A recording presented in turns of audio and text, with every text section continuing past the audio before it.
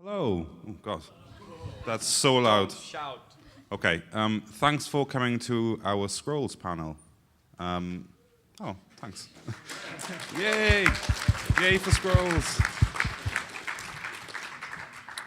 So we've got lots of fun things planned for today. We've got some discussions of the future of Scrolls and some chats about the previous things that we've done and how things have changed. I am Owen. I'm not directly involved in the development of Scrolls, but I handle the website and do some of the flavor text and stuff like that with the guys. Now, I think we should introduce who we've got on the panel. So let's go down the list and everyone introduce themselves. Hello, my name is Mattis. I do, as all the artists, I do art. I paint the art and then I animate the art and then sometimes I paint other kinds of art. But I'm the most animate-y person, so I do call myself the animator. Mattis, the animator. That's a good title. I'm Måns. I write code and do a bit of game design. I'm Jon. I do a lot of the back-end stuff and the AI for the single player. Hi, I'm Henrik. I'm one of the artists, and I also consider it my job to stop Måns from doing game design. And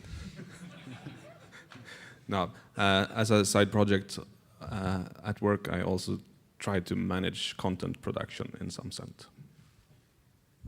I'm Poi, and I'm one of the artists, the newest addition to the artist team. Thank you for coming here. Newest, but not the least. We could have just used that mic for those guys. You want to go through your thing?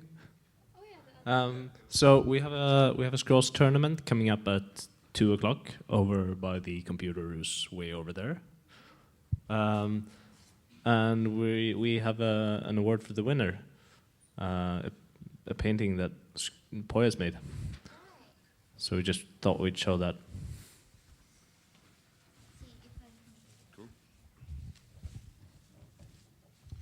So yeah, if you enter the tournament at 2 o'clock and you win, then you get to take this home, which is pretty cool. It's been signed by almost all the Mojangsters, I think, and drawn by Poi.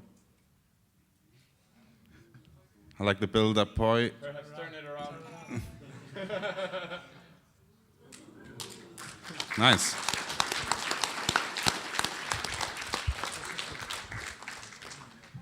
Cool. So Måns has lovingly prepared a presentation for you guys. So I guess the best thing to do would be to start talking about it. Let's do it. So over to you, Måns. I'm just going to leave it to Mattis. I'd just like to point out that that is a sister of the Fox from Scrolls, in case anyone was wondering. Painted in oil. No, that's acrylic. Okay, painted in acrylic, which looks like oil. All right, so now we're going to do the obligatory introduction of Scrolls for the people who are not intimately familiar with the game. Who in here has not played Scrolls, just out of curiosity? Awesome. Good, fantastic. Let's explain the game. Scrolls is a game about scrolls. As you can see at the bottom of the screen, you have something that looks like a scroll, which is, of course, this game's abstraction of a card, because it's a sort of a trading card game or a collectible card game, collectible scrolls game. By playing matches in the game, you can, as you play the game, you get access to more and more scrolls, with which you build a deck.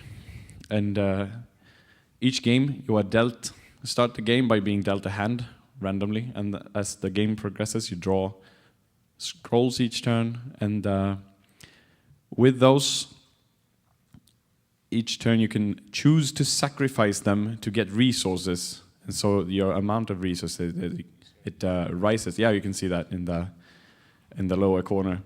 And as that number increases, you can play the scrolls. They have a cost. So as the game progresses, you play stronger and stronger scrolls.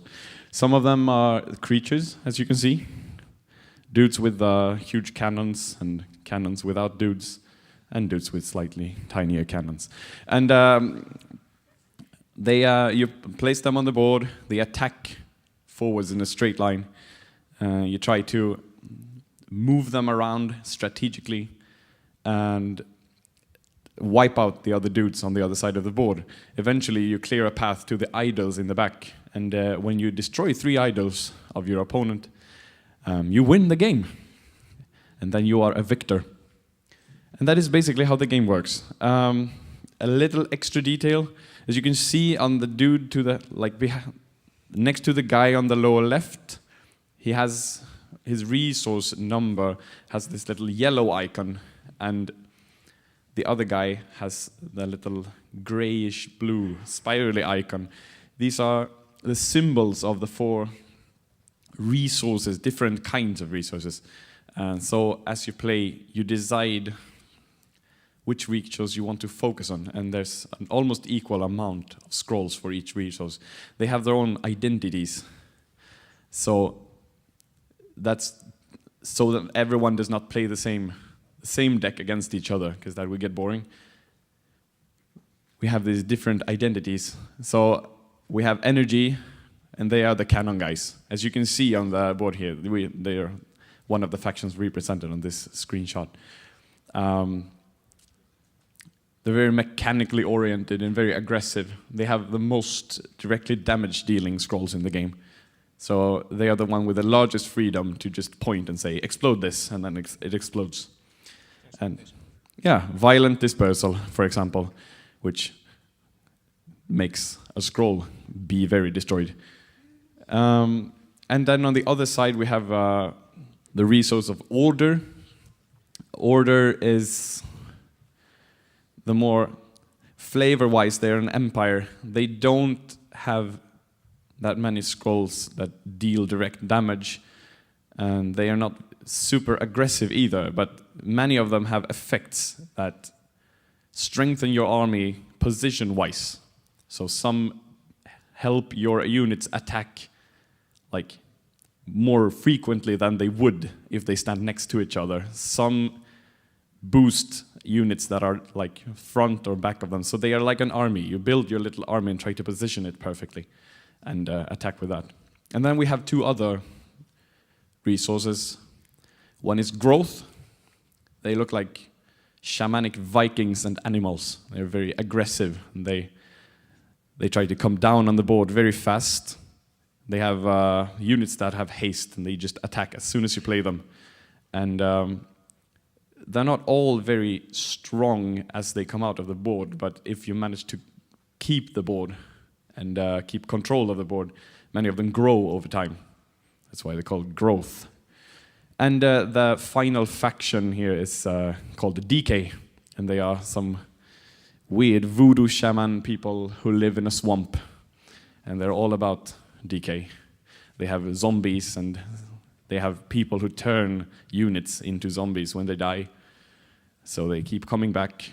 Sometimes, even as they die, they deal damage to the idols on the opponent's side. So even if you kill them, you still get hurt. And then they have a lot of poison effects. So those are the 4 factions of scrolls. I guess that's enough for the introduction. All right.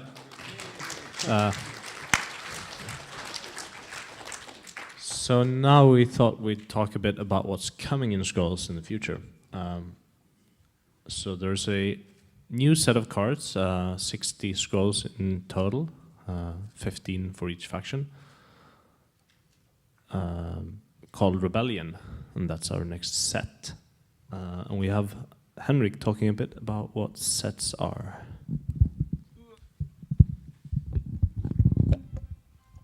Amazing. Yeah, so in brief, what are sets?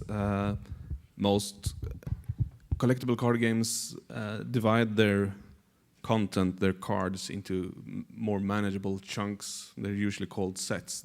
We're not innovating here, we're just basically following what others have done before, and there are very practical reasons for it.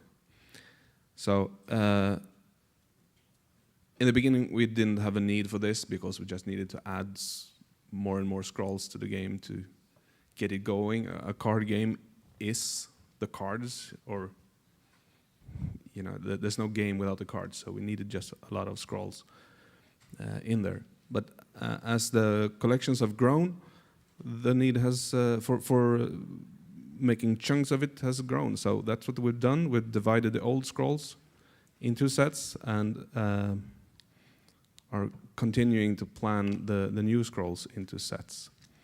So as Måns said, we have chosen fairly small sets because we'll want to stay agile. That if we find that we need to change the plan in a certain direction, we can do it within a month's notice or something, as long as we keep the sets this small. So what are the reasons for sets? Well, currently for us it's basically only a planning tool to give ourselves milestones in this marathon of making a collectible card games. There's no upper limit on how many scrolls we could make if scrolls is successful. So we're just using the sets as a planning tool.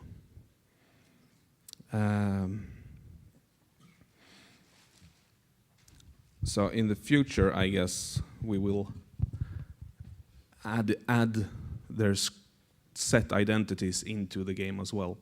But currently, there's no real need, as we don't have that many scrolls yet. And how that will work, we'll have to find out as we go along. The small sizes of the sets will also affect how you will be able to get them, of course. So I have spoken about these sets online 1 or 2 times, so there's some questions that have arisen I'd like to address. I've already stated that we will do something about how you can get scrolls from specific sets in the future. We're not there yet, so that's one of the big questions.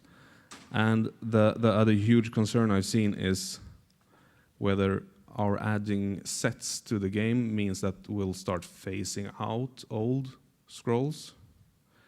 Well, that's to which I'll have to answer yes, no, and maybe. Which means that I don't think any scrolls will be phased out in a practical sense. But in the future, they might be disallowed in certain tournament formats. That's kind of how things are done in these games as we see them. So I don't think you'll ever lose your scrolls, in a sense. But we'll have to listen to the community and those who are playing competitively to see what's the right way to deal with them in a tournament format. But it's a long way into the future before we get to the point where we need to do something about that. So basically, that's all the semi-confusing info I had on sets. I'd like Thank to you.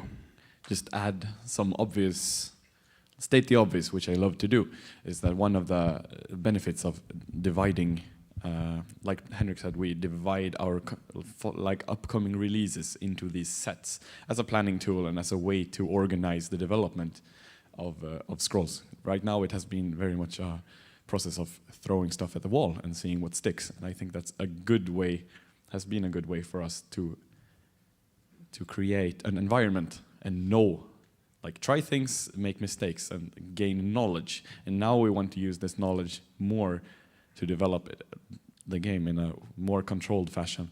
Also, one thing that's good about dividing our releases into sets is that if we want to do themes, we have set boundaries for that.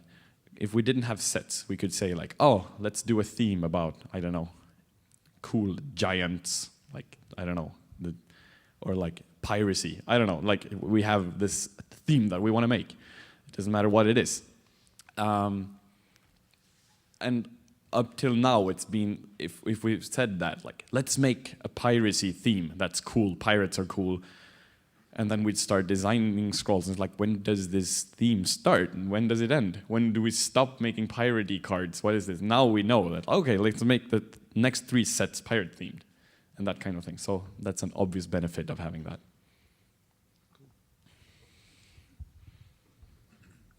So let's talk a little bit about what the next set actually is. It's called Rebellion.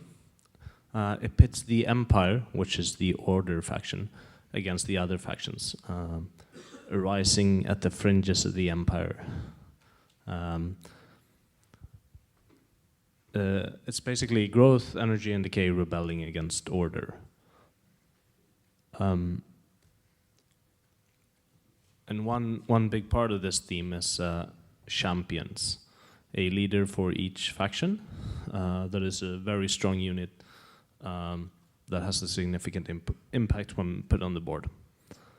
The one you see in the background here is Nuru, Flesh Seamstress, and she's the leader of decay in this set.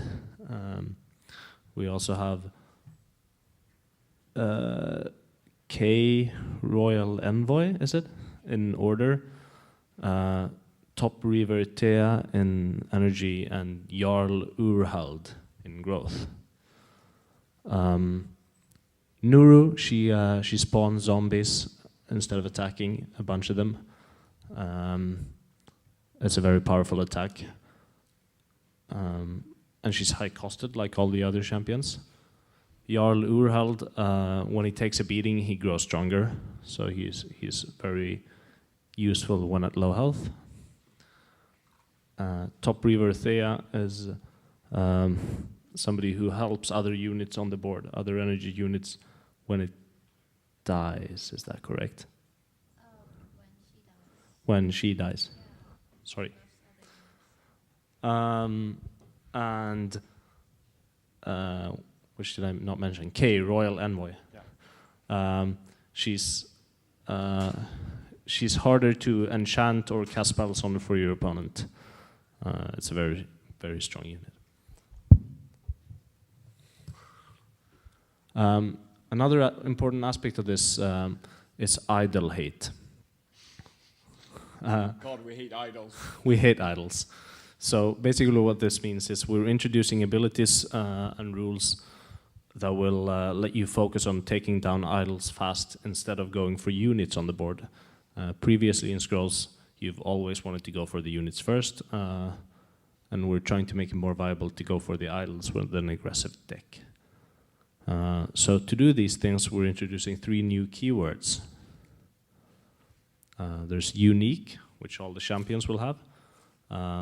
That means that you can only have one of them on the board at a time. Dominion is an ability that says when at least, or while at least one idol is down, you have an extra power of some sort. An example of this is the Bladed Husk down in the lower left corner here. And it's a decay unit that while at least one idol is down, it has an attack value that is 2 higher than its normal value. And we have Pillage, which is too close to the mic. Yeah, sorry, just grabbing it. Pillage is an ability that activates whenever you strike at whenever the unit that has Pillage strikes at an opponent's idol. There's an activate, like an effect that happens. So this one, what's it called? It's Wetland Ranger. Wetland Ranger. Whenever it attacks each turn, which is very good in itself, but if it strikes at an idol instead of a unit, it gives all your units +1, is that so? +1 attack strength during your next turn. So it's good at the fringes of the battlefield, as the other units target mainly units. You can like try to go around roundabout with this unit and strike at the idols instead, getting in some idol damage and then helping your other creatures attack next turn. We should also mention that Dominion will be shared between Order and Decay, and Pillage will be Growth and Energy. All right, that's what we have on the next set. So let's move on to talk a bit about how we're balancing the scrolls. That's a question that comes up a lot.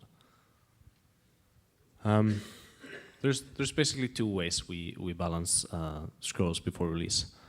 For units, that is creatures and structures that you put on the battlefield, we have a formula that we use as a basis, and then to calculate its cost, and we adjust the value based on other factors as well. We'll get to that in a bit. And for spells and enchantments, it's basically shooting from the hip, but it's an educated guess.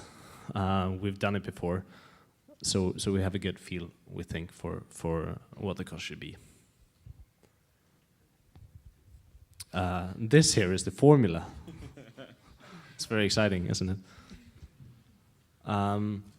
Basically, we're using the attack, countdown, and health values, that's A, C, and H here, to calculate the cost of a unit. And based on a lot of factors, we modify this cost. Abilities would modify the cost. So Relentless, a common ability in Scrolls, let's step back a bit. Relentless is an ability that makes your units keep on attacking even after killing a unit, so they can attack multiple units. And that's very useful in a unit with high attack values, not so useful on units with low attack values. So depending on what type of unit you put this ability on, that would change the cost in different ways. Then there's flavor, rarity, which resource the scroll belongs to. All these are things that affect the cost of scrolls.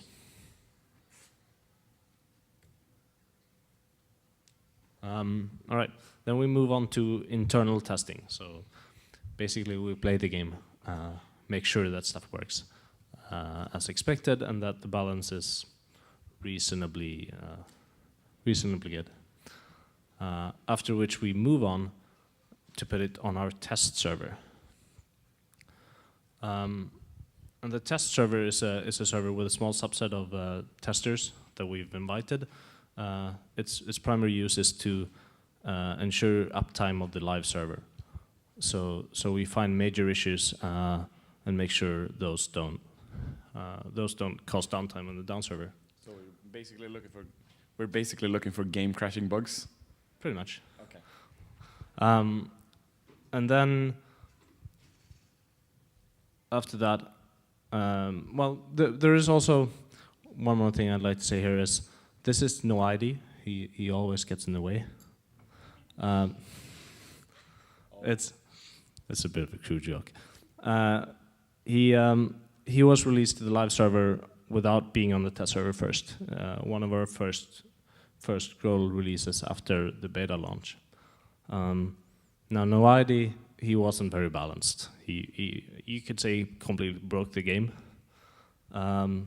We fixed it fairly quickly, but we think that if we had had the test server at the time, we would have found this. So it's useful for balance as well. And after that, we put things on the live server. And the great thing about having a digital card game is we can still change things.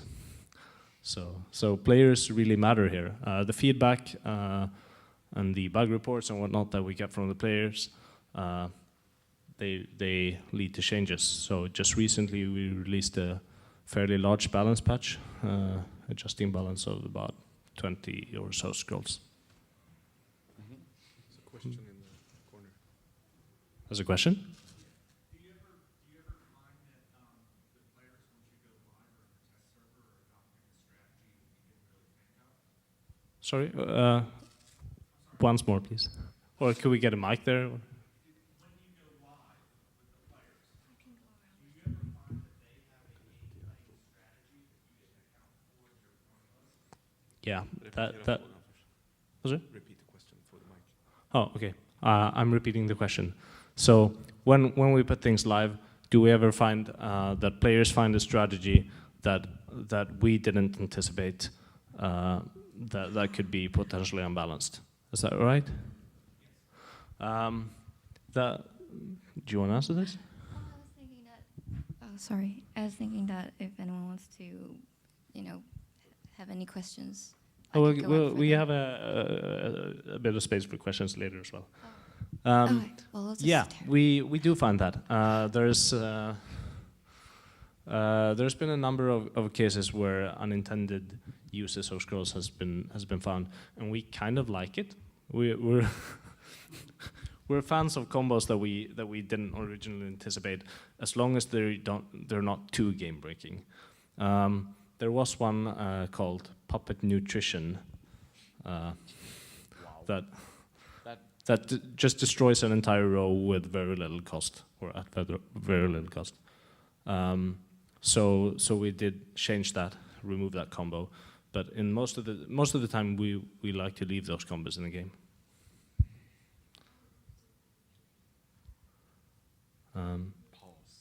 All right, so Jon, you're up.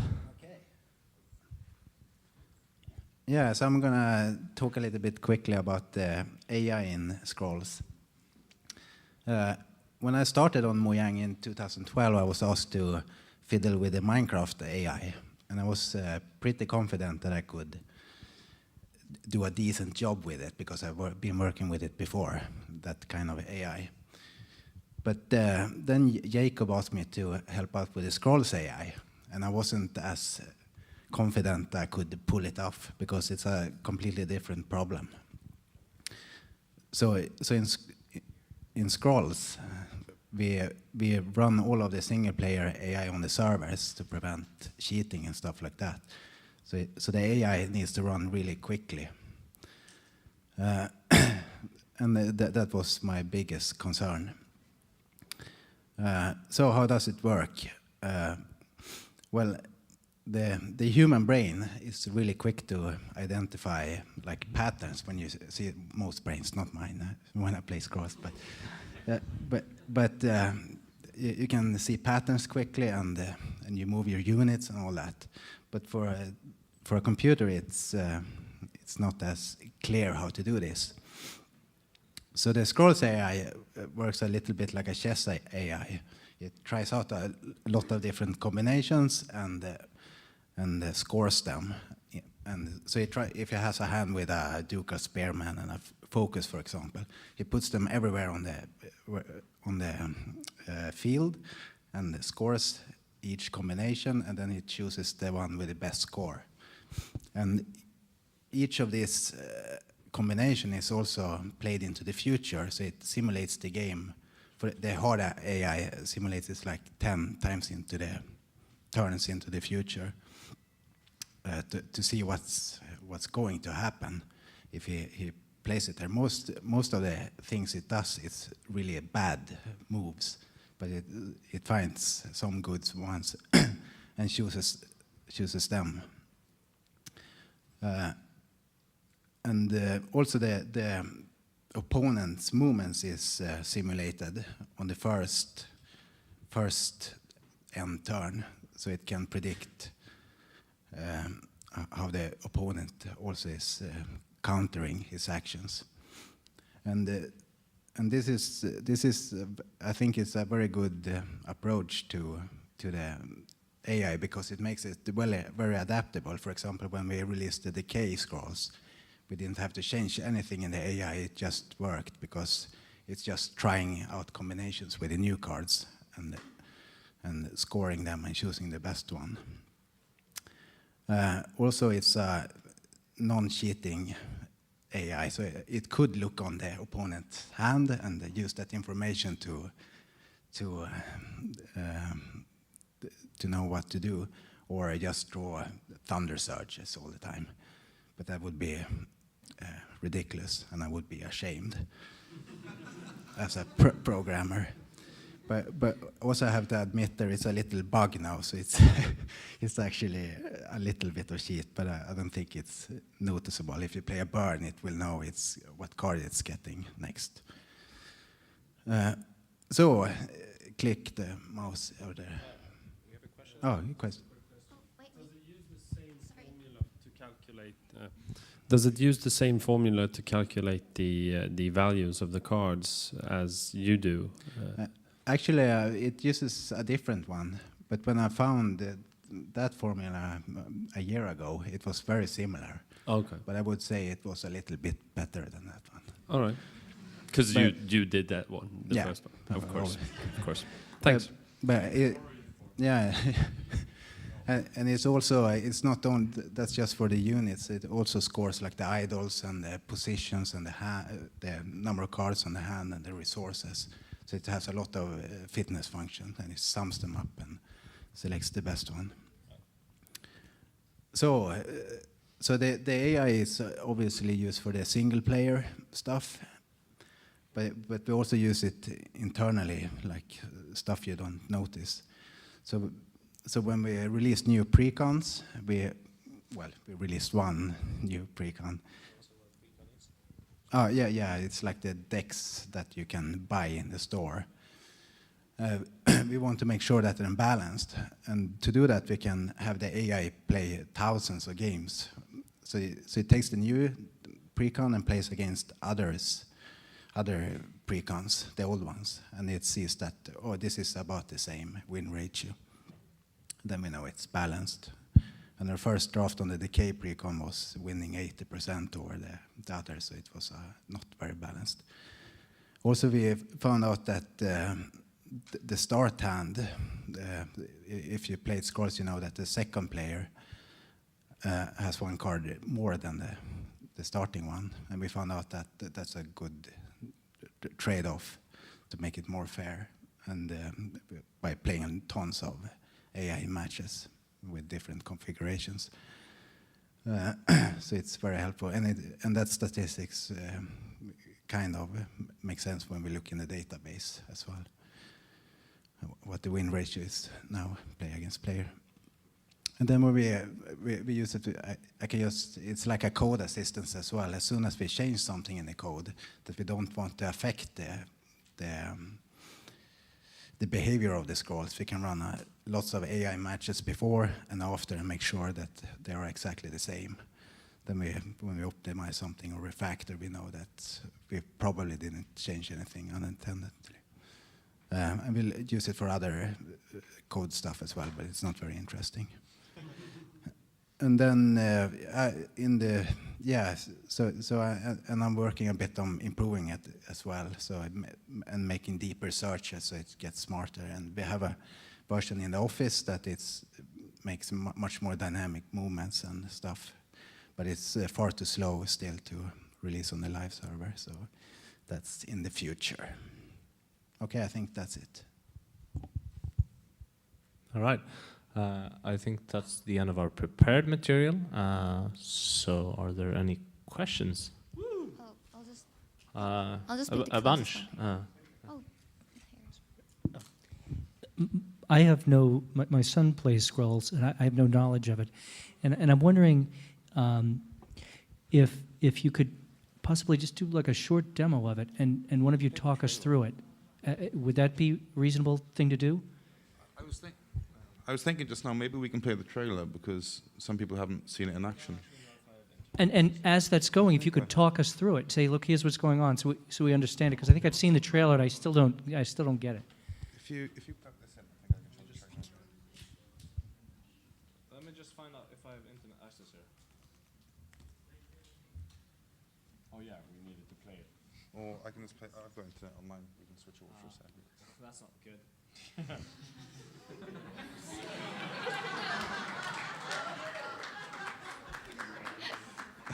My client is out of date. You're supposed to Good be a job. developer. Can't you just code a new update? Should I bring on the trailer? Yeah, play the trailer. If you haven't got internet, you can't, can you?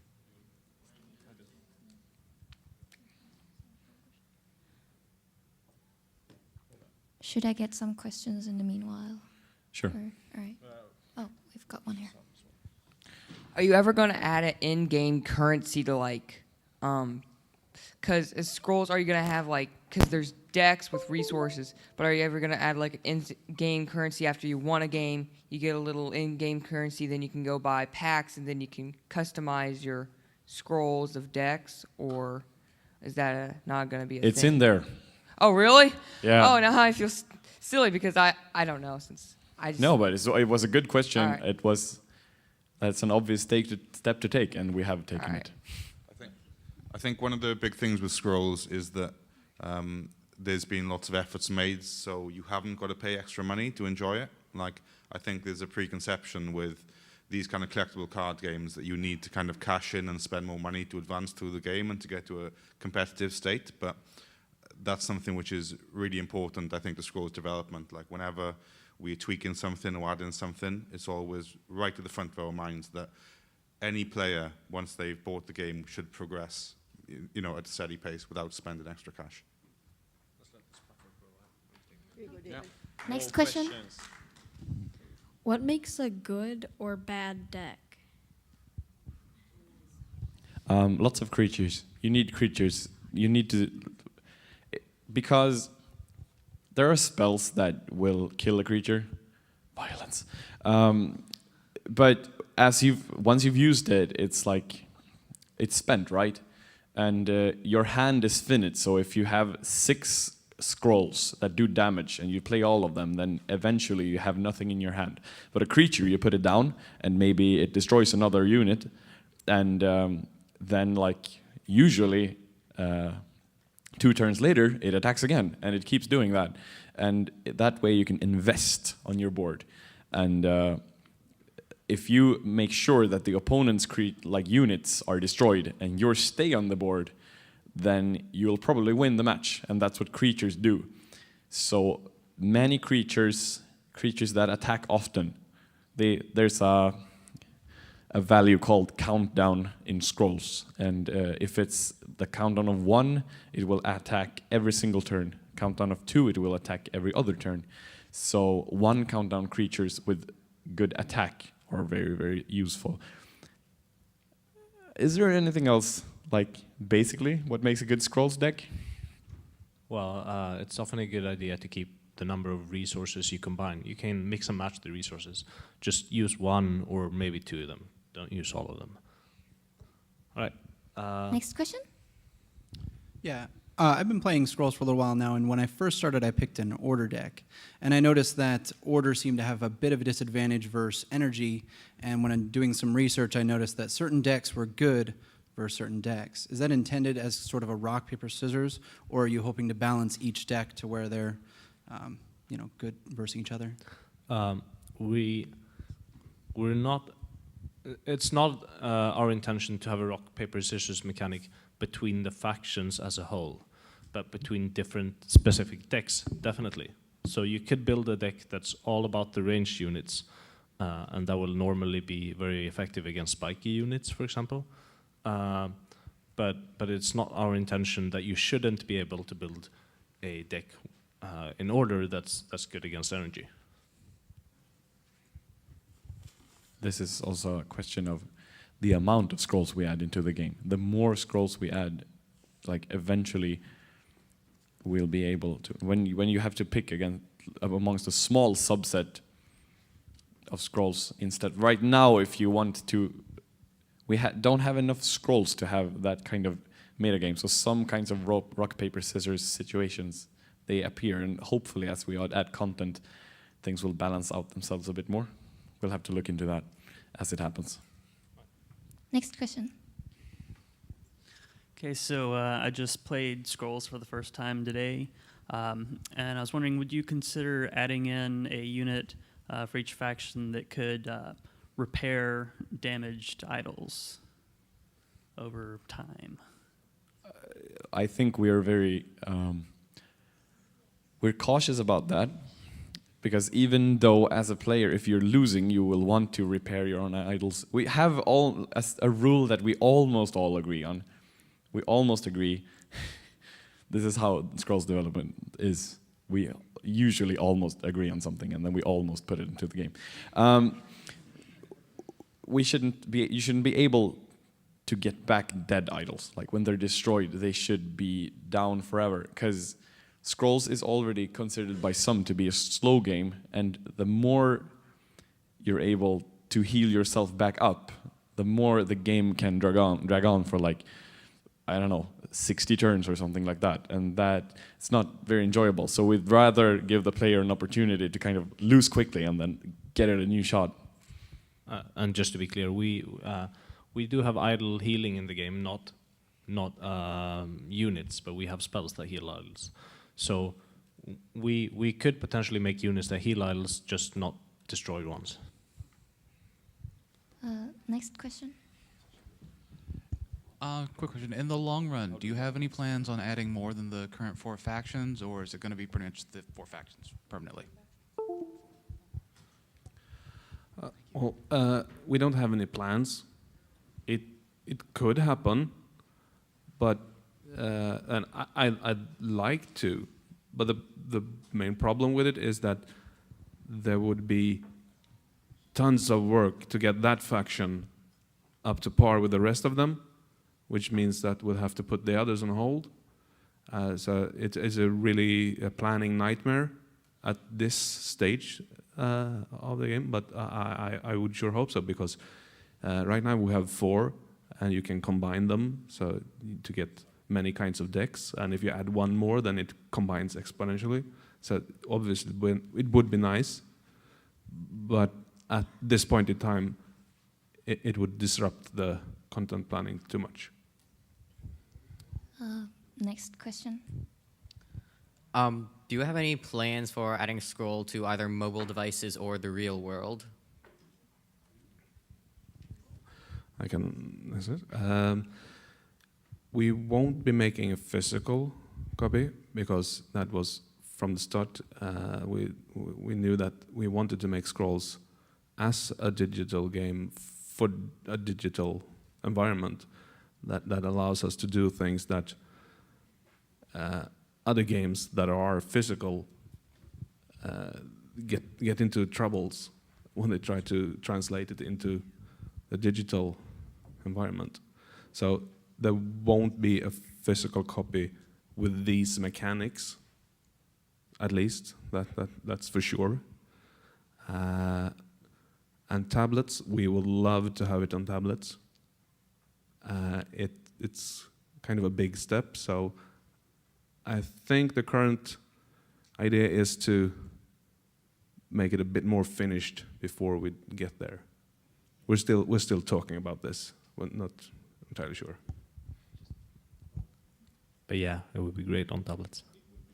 We've adapted it for touch controls. Like, we had lots of right-clicking in the game, and we took it out so that it would work on tablets. So we've obviously prepared for that idea. Next question. I just had a question about your backgrounds and what got you interested in this, and then I know we have a short time left, but kind of your creative process as well. Like how do you actually do this? How do you think of that stuff up and get to that partial agreement stage? Would you care to elaborate on that question a little bit? Like, how do we get to exactly what stage? Well, you have these just incredibly deep visions for these characters and the scrolls and the abilities. Do you hash this out together in a room talking? Do you do it on your own and you have this, here's my scroll I want to add to the game? Yeah. That's pretty much it. Usually, when it comes to Scrolls development, then when questions about what is the approach, the answer is almost always yes, because everyone is more or less winging it in their own way that they prefer, and we have meetings where we just duke it out and have ideas and debate and show sketches to each other, and sometimes we work only by ourselves and then pitch it to the team, and some things just sometimes organically just ideas arrive, and we don't know whose idea it was. It just is in the game suddenly. All right, I'm sorry, we have the screen as well? We don't have a lot of time, do we? Okay, sorry, just quickly. That's part of the sets the method we're starting to planning on a macro scale. So, and then we return and do them by ourselves, and then we return. Should we return to the first question? Yeah, let's do that. All right. All right. So we have Owen playing scrolls here. He's playing an order deck. He has sacrificed a couple of scrolls to build his resources up, and placed 2 units on the board. Would you mind hitting the control button, Owen? Or hold Alt. That works too. Oh, that's cool. So hitting the control button just shows all the stats of all the units. The leftmost number on each unit is the attack value. The rightmost is its health, and the bottom one is its countdown. So Owen's units are at 1 and 2 countdown. That means they're not attacking this round. Now the AI just finished his turn. It's Owen's turn again. 2 of the units counted down to 0. That means they're going to attack this round.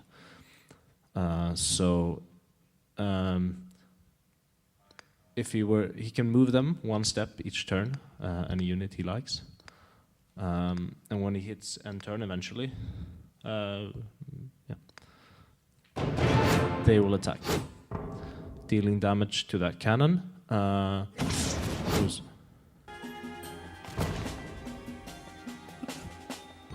Papa doesn't like the sound of my voice much.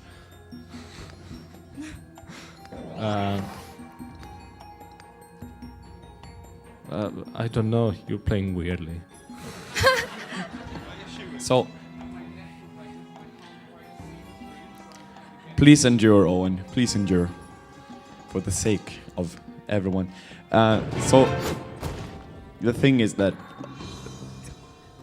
lots of overload of information, but that's how it goes when it comes to these kind of games. All the units, they have an attack value, a countdown value, and a health value. And they also have abilities. Like, sometimes, like, they all have their own identity. So, for example, the crossbowman, he will only attack every 3rd turn, but he does 4 damage when he attacks, and it only costs 1 order resource. So you can plop it down on the board, and if you keep it alive, it'll deal a huge bunch of damage. But the investment is huge, because if the opponent kills him, then you'll have invested in him for nothing. This, the guy who's in the back of the left row, what is it? Click it, Owen, click. Royal Infantryman. He will increase the health of the units standing in front of him. So he's very useful like that. He supports the guys in front, so they can shield him well. It's a very typical order mechanic. The other factions don't have this. They don't have this thing that people on my row get these bonuses. That's an order identity thing. The spearman, he has a spear, and the spear is pointy. That is why he has the ability called spiky. And if a unit runs into him, that unit will also take damage from the spear. But as you might see here, that little cannon dude, who is soon to attack, he won't take damage because he doesn't run into the spearman. Instead, it can attack safely from afar. So that's sort of how it goes with this game. All the different units and their different abilities, they interact, and it becomes incredibly deep strategically. It's kind of like mixing an already very complicated card games, and then you put chess on top. All right. So we're already 10 minutes over time. Right. So what I think, I'd like to say again that we have a tournament running at 2 o'clock. Just a small tournament, 16 people. And whoever wins will get this awesome artwork from Floyd. And we'd be happy to take more questions outside, but we have to clear this room, I think. Thank you, everyone, for coming.